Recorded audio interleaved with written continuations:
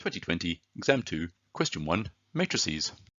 All right, got 3 shopping malls, East Mall, Grand Mall, West Mall, and it tells you that the V tells you the number of shoppers, because why not? V for number of shoppers. And the first one is just write down the order of matrix V. Well, rows before columns, so rows by columns, and you can see we've got 1 row and 3 columns, so it's a 1 by 3. That's the answer. Now, for each of these centers has blah, blah, blah, blah. They've given us a sort of matrix just showing the percentage of people at each one, F, C, or M, food, clothing, merchandise. Now, Grand Malls Management would like to see 700 shoppers in its merchandise area. So how many shoppers in total do you need? So what they're saying is the 0.25 equals 700 customers. Well, 0.25 is a quarter. So if a quarter equals 700, then you've got to times that by 4, and you get 2,800 to get the total, right? So it is 2,800. So a quarter of the shoppers is 700. So 4 quarters is all the shoppers, 2,800. A lot of people sort of went, oh, it's just 2,700. But if you think about it, a quarter of 2,700 is not 700. Check it on your calculator if you don't believe me. Okay, so we've got a matrix Q equals P times V is shown here.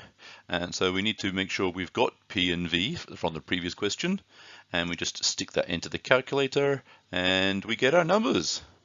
Nothing too tricky there. And then we're just going to write those numbers into the matrix above. So 1, 2, 9, 6, and 7, 2, 9. And then it says the elements, blah, blah, blah, blah. So they want to know what does Q23 mean. So Q second row, third column, that's the 594. And if you think about it, let's do it in highlighting colors, let's be fancy. So what we're saying is if you've got that row and that column, what does it represent? Well, that's the there were 5, that's W is for West Mall and C is for clothing. So their number of shoppers, I think you can add the extra number just to be fancy, 594 at West Mall in clothing, technically at 1 p.m. And so the 3 things you really need to emphasize here were the fact that number of shoppers, West Mall, and clothing. If you need to have all those 3 pieces of information there. The 594 and the 1 p.m. are probably a bit more bonus information. Okay, so we're given a average dollar amount spent, and they're saying that you've got 135 shoppers for food, 143 shoppers for clothing, 131 shoppers for merchandise, so your FCM, and you want to show matrix calculations, so really use the word show, that gives you the total 9663.20. Now remember, you can always check that your calculation works, and apparently people didn't, by actually doing it on your calculator. I'll let you to do that, whatever you're doing. Now, remember also, this is a total, it is one number. So you need to make sure that whatever you're calculating is going to result in a 1 by 1 matrix, okay? So you need to be understanding that this is a 3 by 1. So the other matrix has to be a 1 by 3 so that these match up and you end up with a 1 by 1 matrix. So you know the matrix you need is going to be on the left and be a 1 by 3. So that's how you know that your slippery computer screen is playing up again, that you have to do FCM, and it's going to be a 1 by 3 matrix, 135, 143, 131 by 21.30, 34.00, and 14.70. You might want to try and do it neater. So that's FCM. And so you can see that this 1 by 3 multiplied by a 3 by 1 does equal a 1 by 1, which is 9663.20. Again, write neatly, but also make sure you can just check that out in your calculator that you did get that number. Some people got the matrices the wrong way around, which ends up with a 3 by 3 matrix. They're giving you the answer. You can know whether you got it right just by checking yourself.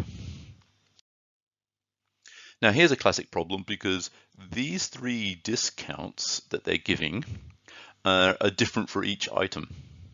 So you can't just do this as a single row or column matrix. And I've done these kind of questions on a SAC just for this reason, that people fluff them up. Now, you don't have to worry about the matrix order because it's given you the order here. We just need to work out what the matrix K is that does these discounts to these values up here. So if you are going to get this to work, you need to know that this has got to be a 3 by 3 matrix for a start. Because if you have a 3 by 3 multiplying by what is up here, which is a 3 by 1, yes, you can do it, and then the answer is going to be a 3 by 1, because the answer still needs to be the same order.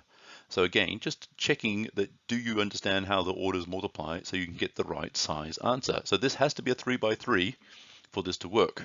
Otherwise, you'll get a different size answer. Now, increase by 5%.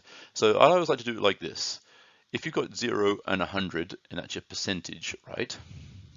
And then you've got 1 and 0 here as a decimal. So you're going up by 5%.